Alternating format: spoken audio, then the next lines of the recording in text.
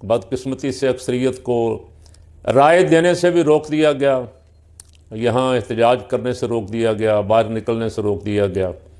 जो बाहर निकले उनके साथ जो कुछ हुआ वो आपने और मैंने देखा।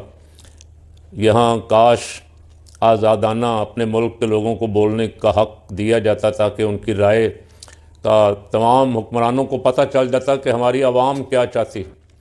अब आप जो भी कर रहे हैं, बल्ले बल्ले मीडिया कर रहा है या लोग कर रहे हैं या ट्रंप कर रहा है, आप अपने अवाम की भी राय तो लें। आपके अवाम आपके बारे में क्या राय रखते हैं?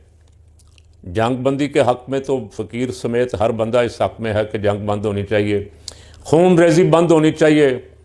लेकिन मुल्क में जो कुछ हो रहा है, 70 साल के बीमार, किसी की आंखों का मसला बना हुआ है, किसी के गुर्दों का मसला बना हुआ है, ना कोई उनका इलाज करवाने की इजाज़त देने को तैयार है, ना कोई अदालत बोल रही है।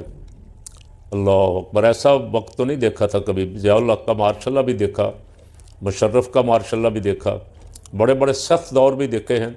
शहबाज शरीफ साहब, जरदारी साहब, आपको इसका जवाब देना पड़ेगा कि आपने सियासी कैदियों के साथ जो सलूक किया है। क्या मुतालबा है इमरान खान की बहनों का? क्या मुतालबा है तहरीक इंसाफ के वर्कर का?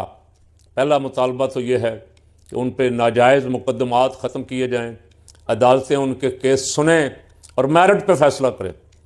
दूसरा बहुत ही जायज़ मुतालबा, जिसको दुनिया का हर दर्द दिल रखने वाला शख्स कह रहा है कि ये ज़्यादती हो रही।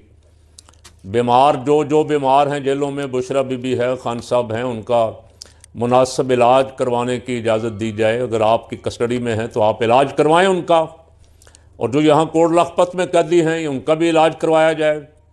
हमारे सामने इसकी बहुत सारी मिसालें मौजूद हैं। यहाँ तो लंदन तक सज़ा याफ्ता को लंदन तक जाने की इजाज़त दे दी गई कि जब तक आपकी मर्ज़ी, जितना देर आप इलाज करवाना चाहें, 2 महीने, 4 महीने, साल, 2 साल, 4 साल, आप मौज करें।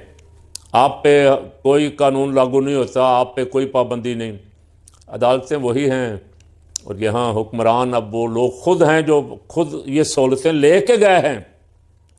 तो ये रिवायत ना डालें जो आप डाल रहे हैं, ये बहुत बुरी रिवायत है। ये पाकिस्तान के मुस्तकबिल के लिए अच्छी नहीं है। ये अगर इंतकाम दर इंतकाम का सिलसिला चलता रहा तो यहाँ आहिस्ता आहिस्ता इंसानी हकूक़, जमहूरियत, शख्सी आज़ादियाँ सब कुछ सल्ब हो जाएगा। आने वाले जो हैं वो भी यही कुछ करेंगे, फिर आने वाले यही कुछ करेंगे, फिर आने वाले। इसका एक हल तो ये है कि ये सारे इकट्ठे मिल बैठें और कुछ चीज़ें तय कर लें कि जो भी आए ये काम नहीं करेगा और ये काम